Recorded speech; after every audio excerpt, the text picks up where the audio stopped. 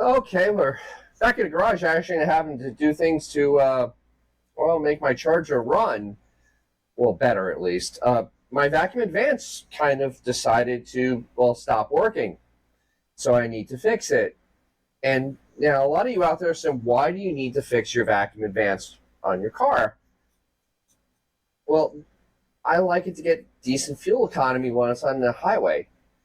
Let's go and do a little history on this and why it was originally created and why there's a misconception about how it works. Years ago, in the early 30s, I'm going way back. In the early 30s, General Motors created a vacuum advance to help the car run better. But it was not to a ported vacuum. It was to straight vacuum.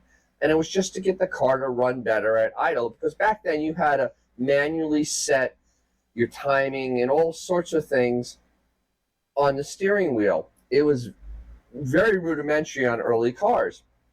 This was done to help it run a little better, because if you give it advance at idle after it starts, it will run great. It's just that, and then it goes away when you're driving. But back then, I mean, you really weren't dealing with any real compression. I mean, you weren't dealing with any real power. In the late 30s, Chrysler came out with what we call the modern vacuum advance, which is hooked up to a ported vacuum. And I think a lot of the misconception on vacuum advance making your car not run well was because of the early General Motors one, where it was hooked up to straight up vacuum, not ported, because it does nothing to affect the performance of your car from, at idle, and it does nothing at wide open throttle. It does nothing because it's set up to a ported vacuum. See, this is what a ported vacuum looks like in this, this drawing. And you can see that literally when it's closed, when the throttle plates are closed, nothing. When they're wide open, nothing. It's when they're about halfway and whatnot, when you're cruising, that you actually have vacuum going to it. So the vacuum goes to this little port, and what this does is arm will suck in, and it will move a plate in there, and it will change where the little reluctor passes by the pickup, and call or with the points where it will change where the points actually open and close to give you your firing of your ignition.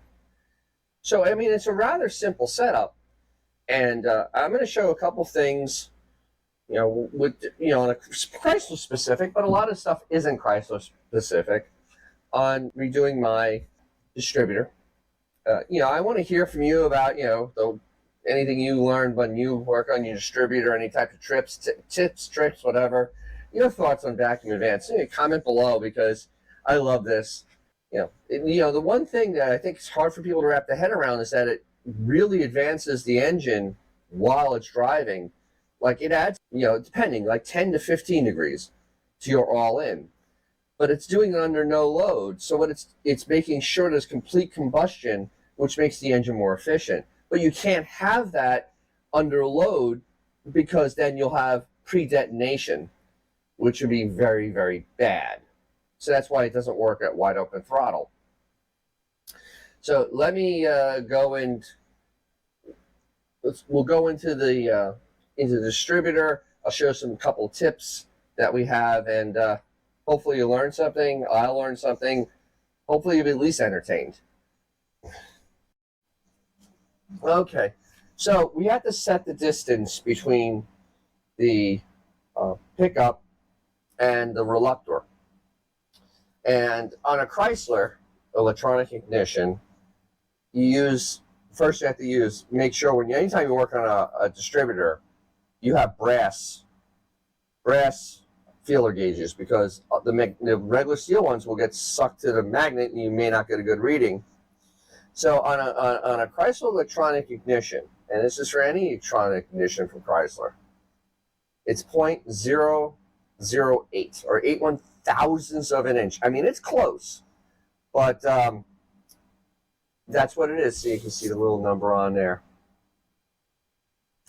And you can see it's a little well worn because, well, I've done this a couple of times.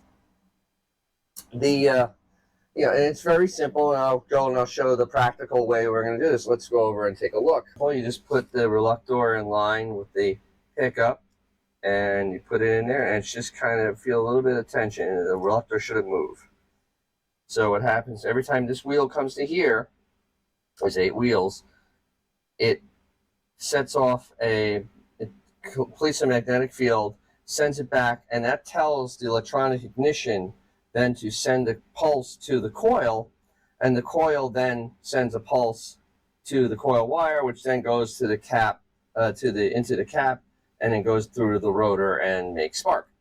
And it happens all in a blink, less than a millionth of a second, because it's electricity. So it's rather simple the way it works. Points car works a little bit different, where you don't have the brain, but it does make the coil, it completes the circuit, makes the coil fire, and then it goes through and does it, just less steps. So that's pretty much the basics of it. Now, before you take it out, make sure that you mark where the nipple is pointing and which way the rotor is pointing. Take pictures. It's just the easiest thing with a camera phone these days, a smartphone, whatever you want to call it. But take pictures, because then you can drop it back in, and you'll be really, really close. You may only have to move the distributor just a slight bit to get it running perfect. So the one thing I cannot show is how this gets advanced while the car is running, because there's 2 weights down there. And what happens on a Chrysler distributor, as opposed to like the General Motors ones and the points ones on electronics, see, they have a plate that when the centrifugal force moves, it moves the plate, which moves the pickup area, which then changes the opening and closing of points. On a Chrysler, you have a reluctor and you have the pickup. And this is setting your timing, because this tells the electronic box, when to actually fire. So the weights on there, actually, what they do is they spin out. You can kind of see right there is the plate that's directly connected to the reluctor and then to the rotor. So what happens as they spin out, think about the centrifugal force to go to the ends. What that does is that it will actually cause it to go forward. It actually causes a little bit to go forward, so it'll fire just that much more forward to cause it to have a spark. And right now my plate, you'll see, is set at 18 degrees, so it's going to move it 18 degrees forward of where normal straight up is. Now, the vacuum advance is actually very easy to see, because it actually moves this top plate. So we go and see, now that is advanced that, I think, about 10 degrees, 10, 12 degrees. So that is what 12 degrees of advancement looks like. So one of the tips for doing this is a pool noodle. These are cheap. They used to be $1 an hour or $1.25, inflation. I buy these all the time for many, many different uses because they're cheap and I don't have a pool. But this is the perfect size for your distributor hole. It fits right in there. And when you put a paper towel underneath it, nothing can fall in that hole. And I'll show it in the car. So let's go and take a look at that. And what you do is I wrap it in like a paper towel, and you put the pool noodle is about the right size, and you stick it in a foam and go in there, and now nothing can fall inside that little hole. I think that's a cool. I think that's a cool little tip there, because it always makes me nervous something trying to fall in. Yeah.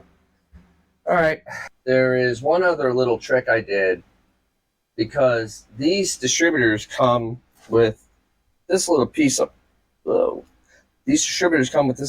plastic here, and plastic over 50 years turns kind of brittle.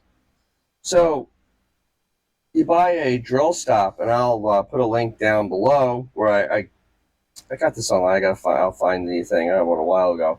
But you buy a drill stop and you put it on there instead of it. It's metal.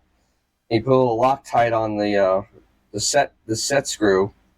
I use red because I don't ever want it to come apart until I really have to force it apart. And you go in there and you set it, and you leave a little bit of play, not a lot, and it keeps it from moving, and it keeps plastic from breaking and falling in your engine. So there's another little tip there. Well, there's my little experience with doing my vacuum advance and resetting up my distributor. I went and retimed it, but by marking where the distributor was before you start retiming it was very easy. I just had to move it a fraction of an inch, and I was dead on where I needed to be. I just hope that you got something from this. If you did, hey, like it. If you truly enjoyed it and like car stuff, hey, hit subscribe, share it to others. Always comment. I love comments. I asked before for comments. I love comments. I look at them, I read them, I even respond to them because, especially when they're good comments. I enjoy that as a learning experience, and actually gives me ideas for other neat things to do. So with that, if you have a cool old car or something fun to drive, take it out. You make someone's day, maybe even your own. And I'll catch you down the road.